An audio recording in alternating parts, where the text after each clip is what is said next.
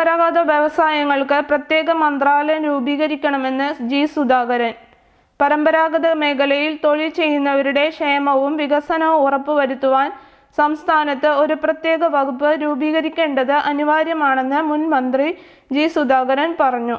AITUC നേതൃത്വത്തിലുള്ള Kerala state കയർ തൊഴിലാളി ഫെഡറേഷൻ കൊടുങ്ങല്ലൂർ നടത്തിയ ശില്പശാല ഉദ്ഘാടനം ചെയ്ത് സംസാരിക്കുകയായിരുന്നു അദ്ദേഹം.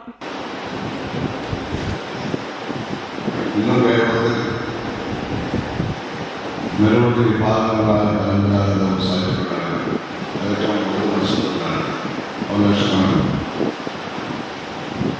പിന്നെ തൊഴിലാളികൾ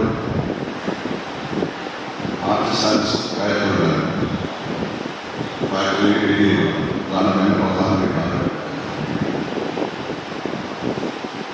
എണ്ണത്തിൽ കുറവാണെങ്കിൽ പ്രധാനപ്പെട്ടതായിട്ടുള്ള കൈകാര്യ കമ്മ്യൂണിറ്റി കാക്കാവുന്നവരെ ഇങ്ങനെയുള്ള എണ്ണത്തിൽ കുറച്ച് കുറവാണെന്നുള്ളത്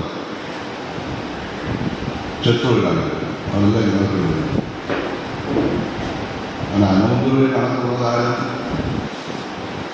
350 ലക്ഷം അഥവാ 3.5 കോടിയോളം വരുന്ന ഇന്നത്തെ കേരളീയ സമൂഹത്തിൽ 40 ലക്ഷത്തോളം പരമ്പരാഗത വ്യവസായ തൊഴിലാളികൾ.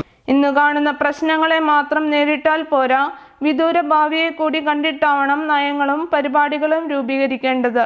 57-ലെ CPI സർക്കാർ അങ്ങനെയാണ് ഓരോ നയങ്ങളും രൂപീകരിച്ചതെന്നും ജി സുധാകരൻ പറഞ്ഞു. PV സത്യനേശൻ സ്വാഗതം പറഞ്ഞു. അഡ്വക്കേറ്റ് NP കലാധരൻ മോഡറേറ്റർ ആയിരുന്നു.